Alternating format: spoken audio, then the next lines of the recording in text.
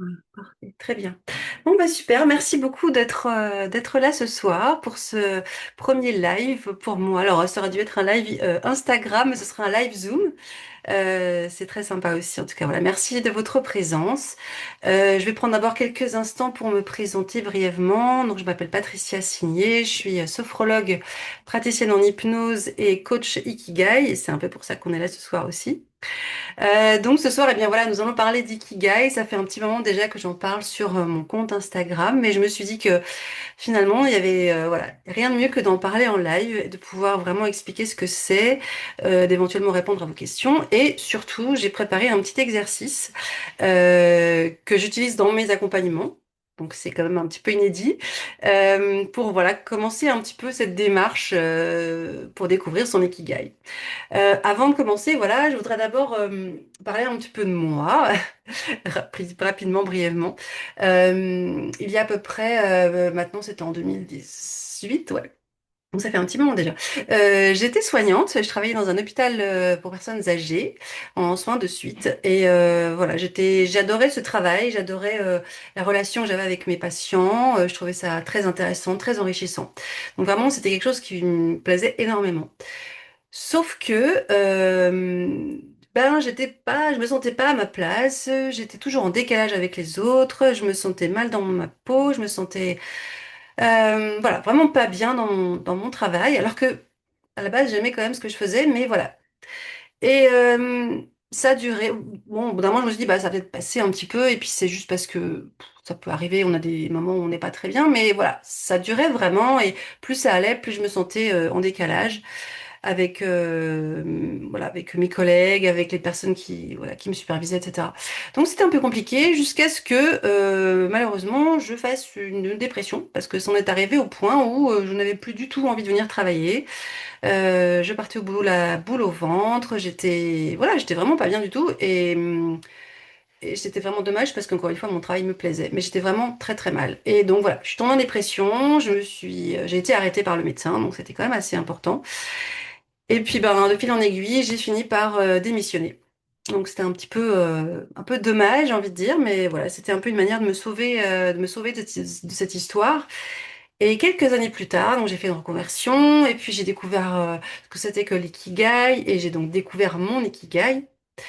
Et là, je me suis dit, mais j'ai compris en fait pourquoi ça s'était mal passé pour moi. Alors, c'est vrai qu'en plus, sur le moment, j'avoue, quand j'étais encore dans mon travail, j'avais l'impression que c'était de ma faute, que c'était moi qui n'arrivais pas à m'adapter, qui n'était pas suffisamment bonne, qui n'était pas suffisamment sociable, je ne sais pas. Enfin, je mettais la faute sur moi. Et donc, quand j'ai découvert mon ikigai, je me suis dit, mais non, ce n'est pas de ma faute en fait, parce que dans mon ikigai, j'ai découvert que moi, ce dont j'avais besoin pour être bien, c'était de la créativité. Bon, ça, en milieu hospitalier, c'est pas tellement bienvenu. J'avais besoin d'être indépendante, d'être autonome. Pareil, à mon niveau, j'étais soignante, donc c'était vraiment le bas de l'échelle. Donc ça, c'est pas quelque chose qu'on vous demande, d'être autonome et d'être, enfin, autonome, oui, indépendante, pas vraiment. J'avais besoin de découvrir de nouvelles compétences, d'apprendre plein de choses. Et ça, c'est pareil, on m'a chaque fois dit non. Je voulais faire des formations, on m'a toujours dit non.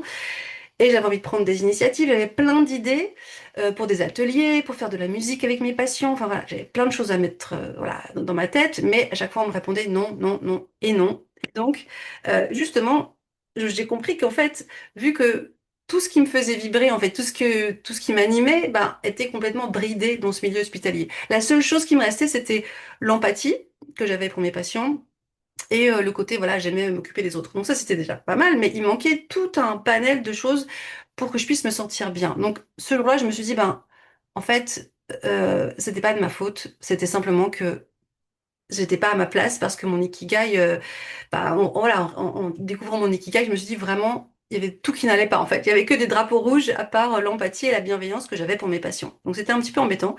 Et du coup, ça m'a conforté dans l'idée que la solution, c'était de changer parce que dans le monde hospitalier, c'est un peu, voilà, c'est un peu carré et il n'y avait pas tellement de moyens de faire évoluer les choses. Donc c'était pour moi finalement un mal pour un bien.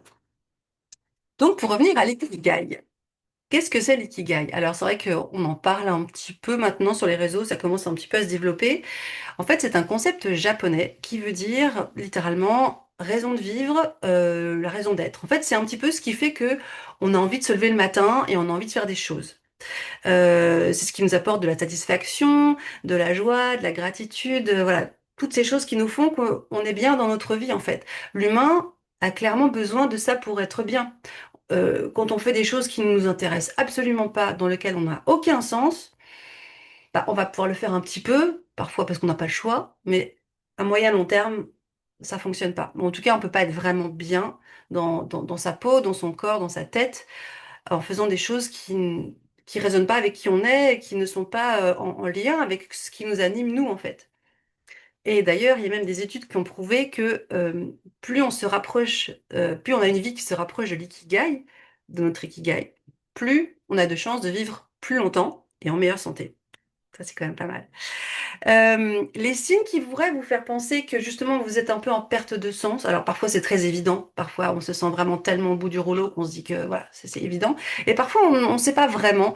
Et ça peut être simplement des sensations de type on se sent complètement perdu dans ce qu'on fait, on ne sait plus très bien, voilà, pourquoi on se lève le matin, on n'a plus tellement envie d'aller travailler ou même de faire des choses, on se sent démotivé, on a l'impression que tout ce qu'on fait c'est des corvées, c'est des choses obligatoires qu'on fait parce qu'il faut le faire mais auquel on n'a aucun plaisir.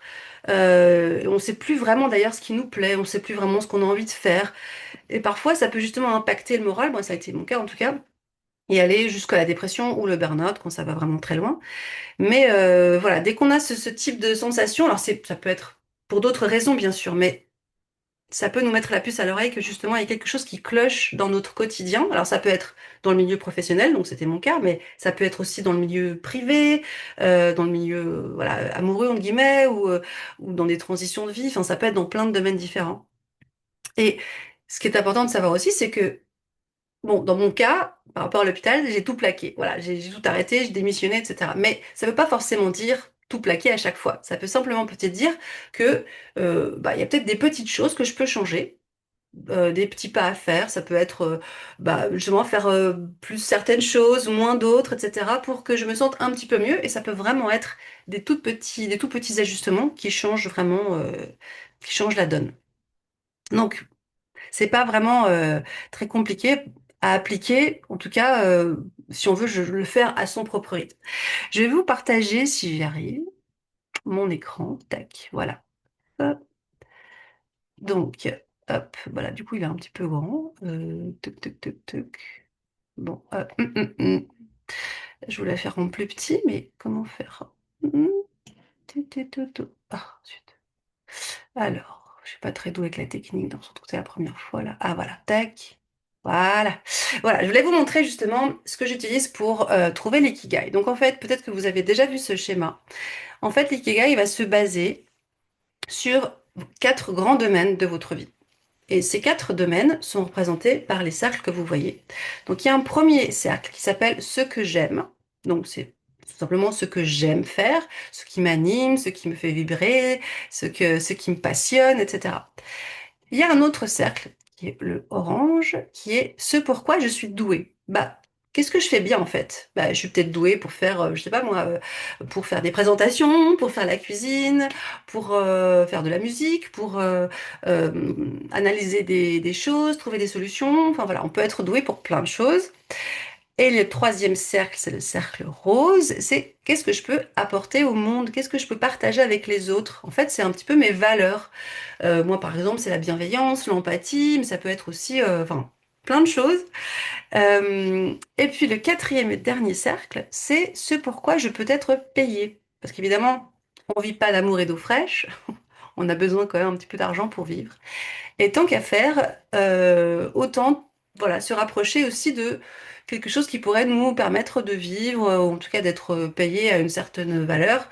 Voilà. Donc du coup, l'ikigai va comporter ces quatre domaines. Donc ce sont ces quatre cercles qui sont, comme vous voyez, ils sont imbriqués les uns dans les autres. Et durant le processus, on va remplir chaque cercle indépendamment. Et au final, eh bien, la petite place jaune là au milieu, eh bien, ce sera notre ikigai. C'est-à-dire que ce sera l'équilibre entre ce que j'aime faire, ce pourquoi je suis douée, ce que je peux apporter aux autres, mes valeurs, et ce pourquoi je peux être payée. Et c'est super intéressant parce que c'est un exercice déjà hyper positif, parce que on va pas mettre ce qui ne va pas. Dans nos vies, quand on pense à notre vie, souvent, on imagine que ce qui ne va pas, ce qu'on ne fait pas bien, ce qu'on n'aime pas, etc. Au contraire, là, on va aller chercher le positif. Qu'est-ce que j'aime faire? En quoi je suis douée, quelles sont mes valeurs, pourquoi je peux être payée. Donc ça vraiment, c'est que du positif pour nous et pour les personnes qui font cet accompagnement, cette recherche, cette découverte, ça booste énormément la confiance en soi. En tout cas, moi, c'est une des premières remarques qu'on m'a faites, mais c'est hyper positif ton truc. Et c'est vrai que dans le monde dans lequel on vit, on s'attache souvent plus facilement au négatif qu'au positif. C'est un petit peu dommage. Donc là, vraiment, c'est l'occasion de mettre le doigt sur le positif. Et justement, ce qui est intéressant, c'est que quand on commence à remplir un petit peu ces cercles avec, voilà, je peux donner des exemples, genre qu'est-ce que j'aime? Ben, ça peut être le bricolage, j'aime la nature, j'aime la musique, etc. Et ensuite, on peut remplir un peu quand on est doué. Enfin voilà, quand on commence à remplir chaque cercle, eh bien, on se rend compte que il y a souvent des fils rouges. Il y a souvent des choses qui reviennent. Ça peut être, bah, je me rends compte que j'aime bien la créativité, je me rends compte que j'aime bien prendre soin des autres, ou je me rends compte que j'aime bien la communication.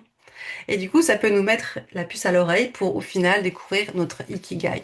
Donc ça se fait pas en 3 secondes, ça prend un peu de temps de découvrir chaque cercle, d'aller creuser un petit peu bah, dans tous ces questionnements qu'on n'a pas toujours l'habitude de se poser.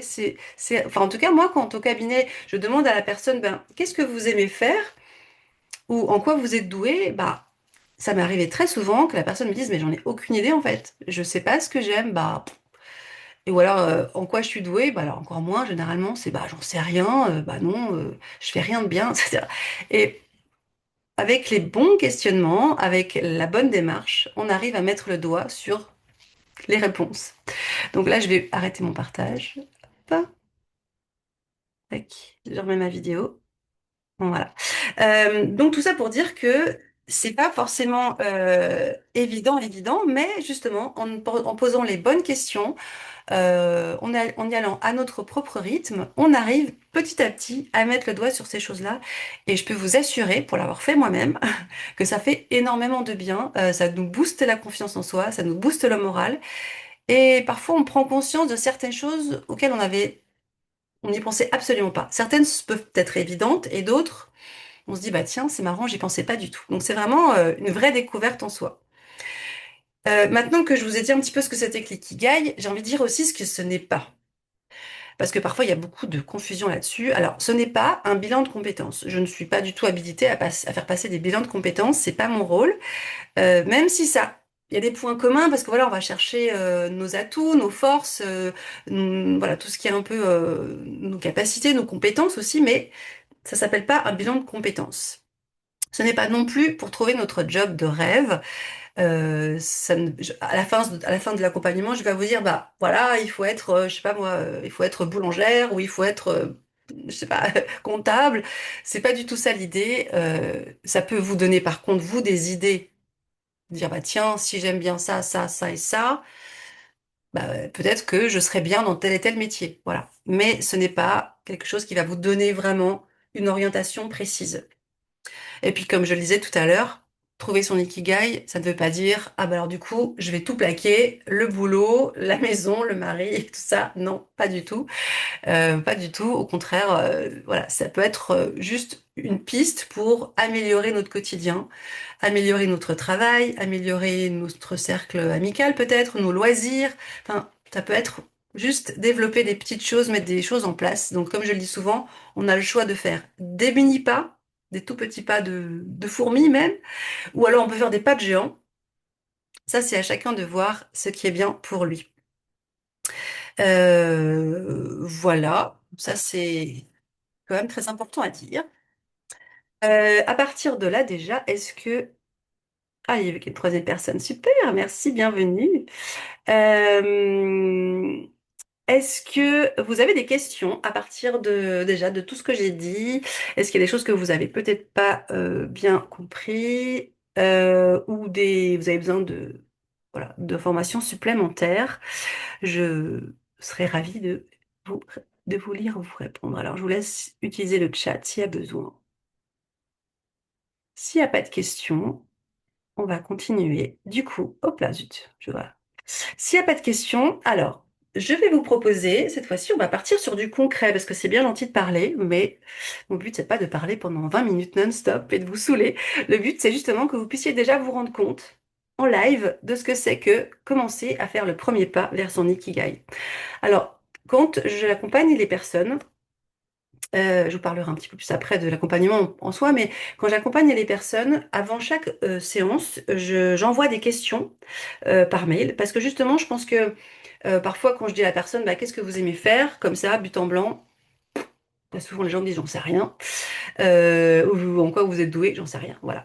Donc, du coup, souvent, j'envoie les questions au préalable pour que la personne ait le temps de les lire, de réfléchir, parfois de demander à son entourage, bah, t'en penses quoi? Parce que parfois, ça peut être intéressant d'avoir l'avis d'autres personnes aussi.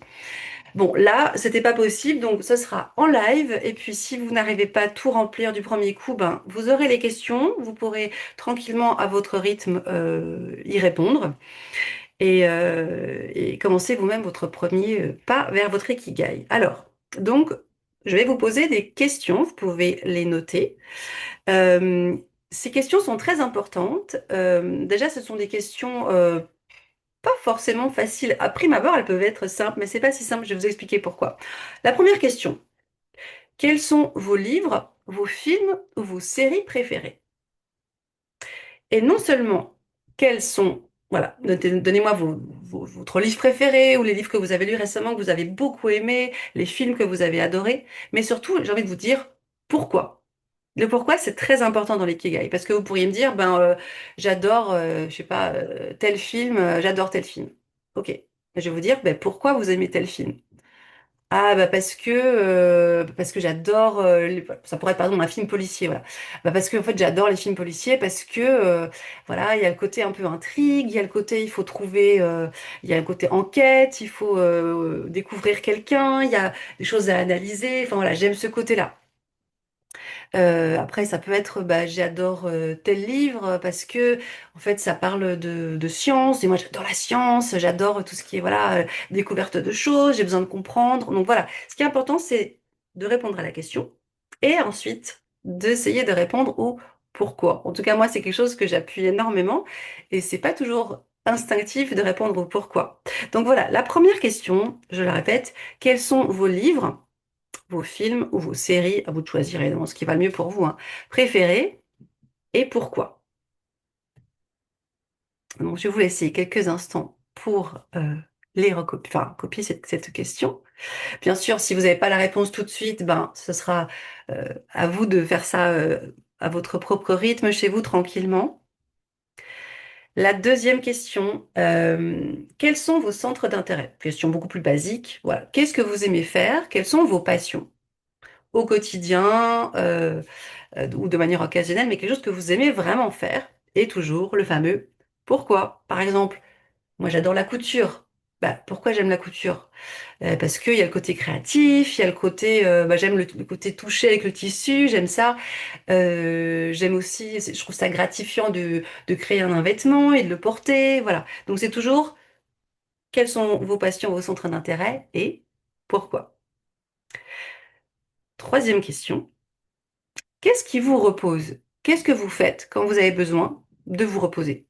À part faire la sieste, encore que ça peut donner des pistes aussi, mais voilà, qu'est-ce que vous faites pour vous reposer? Par exemple, pour moi, ça peut être aller faire une promenade en forêt. J'adore la forêt, j'adore la nature, donc aller me promener en forêt, au bord d'un lac, peu importe. Pourquoi? Bah justement, parce que je trouve que c'est apaisant, parce que j'aime la nature, parce que ça me ressource, parce que ça me fait du bien, parce que c'est calme, j'ai besoin de calme, parce que j'aime le son des oiseaux. Voilà. À vous de trouver évidemment vos réponses à vous. Mais voilà, qu'est-ce qui vous repose et pourquoi? À l'inverse, qu'est-ce que vous détestez faire et pourquoi? Par exemple, moi, je déteste aller faire du shopping.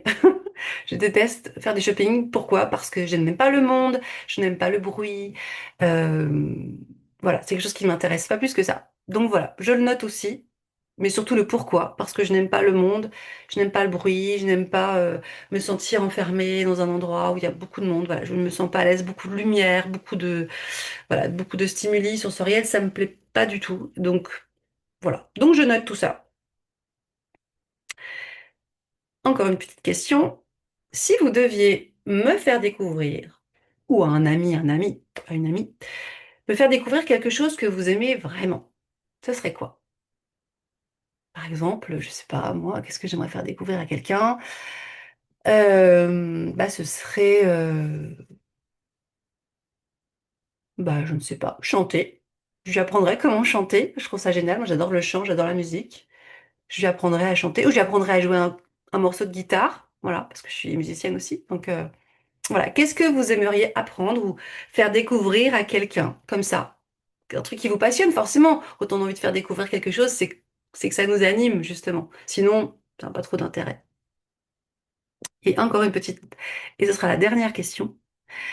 Est-ce que vous pouvez me parler d'un moment où vous avez été absorbé, mais complètement absorbé par ce que vous faisiez? Dans le genre, vous avez oublié à quelle heure il était, vous avez oublié que c'était l'heure de faire à manger, vous avez oublié voilà, que c'était vraiment, vous étiez focus dans votre truc, et le monde pouvait s'écrouler, il se passait rien pour vous. Donc ça, c'est important aussi. Donc voilà, ça fait quand même, allez, une, deux, trois, quatre, cinq, six, sept questions déjà. En accompagnement, j'en pose un peu plus, mais c'est déjà les questions principales que je pose qui permettent justement de cibler le premier cercle. Qu'est-ce que vous aimez dans la vie? Qu'est-ce que vous aimez faire? Qu'est-ce qui vous passionne? Qu'est-ce qui vous fait vibrer? Qu'est-ce qui vous anime? Donc, essayez de répondre à ces questions. Peut-être que vous ne le ferez pas maintenant parce que ça prend un peu de temps, mais faites-le tranquillement chez vous. Répondez à ces questions. Encore une fois, j'insiste sur le pourquoi, en notant bien le pourquoi. Mettez tout ce qui vous passe par la tête, hein. Moins on réfléchit, mieux c'est. En fait, il faut le faire un peu de manière instinctive. Hop, hop, hop, hop. Vous noircissez votre feuille et vous vous rendrez compte, je pense, sûrement, que dans tout ce que vous aurez noté, il y a très souvent des petits fils rouges qui se dessinent. Par exemple, pour moi, c'était de la créativité. C'était peut-être de la curiosité. Ça peut être aimer prendre soin des autres. Ça peut être aimer l'organisation, la structure. Ça peut être aimer apprendre, aimer avoir besoin de comprendre les choses.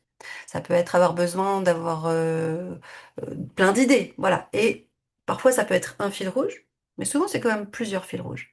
Donc ça peut être déjà hyper intéressant d'aller repérer. Donc moi généralement je prends un stabilo ou je prends un feutre de couleur et vous allez entourer justement ces petites choses qui se remarquent un peu, qui reviennent un petit peu souvent. Et ça vous donnera déjà un petit préavis, pas un préavis, voilà, une petite idée en fait d'une direction de votre ikigai. Et souvent, c'est assez parlant. Donc voilà, je vous laisserai faire ça chez vous. Encore une fois, je trouve que c'est une démarche hyper intéressante, hyper enrichissante et très positive. Et vous allez voir que parfois, il y a des choses qui sont hyper évidentes. On note ça, oui, moi j'adore ça, impeccable, etc. Je sais pourquoi. Et parfois, ça l'est moins. Et justement, quand on le fait, quand on se pose les bonnes questions, on se dit, tiens, c'est marrant, j'avais jamais pensé à ça. Et oui, et je trouve que c'est passionnant cette démarche, justement. Je voudrais vous parler encore d'une dernière chose, l'état de flow. Alors, je ne sais pas si vous connaissez ce terme-là. L'état de flow, en fait, c'est l'état dans lequel on est, justement, quand on est absorbé dans quelque chose. Moi, par exemple, je vous parle souvent de moi, hein, mais c'est pour vous donner des exemples. Moi, par exemple, quand je fais de la couture ou quand je fais de la musique, je peux être complètement dans le truc. Ah, je vois Fabienne Attendez, je vais regarder. Fabienne qui me dit quelque chose. Ça donne très envie. Oui, oui, oui, c'est vraiment top. Franchement, c'est génial. Vraiment, c'est un truc super. Euh, donc, l'état de flow, c'est quand on est complètement absorbé. Moi, par exemple, quand je fais de la couture ou quand je fais de la musique, je peux être tellement dedans que j'oublie complètement le reste. J'oublie que c'est l'heure de partir travailler, que c'est l'heure de faire à manger, ou voilà, j'oublie tout. Et dans ce moment-là, on est hyper bien, on est connecté avec ce qu'on fait, On est hyper concentré généralement. Et même pour les gens qui ont du mal à se concentrer, je pense aux personnes qui ont un TDAH, comme moi, même quand on a du mal à se concentrer, généralement là, on est hyper focus, hyper concentré. Et cet état-là, qui s'appelle l'état de flow, c'est un état qui fait super du bien, déjà parce qu'on se sent bien, mais aussi parce que ça libère beaucoup d'hormones du plaisir, du bien-être.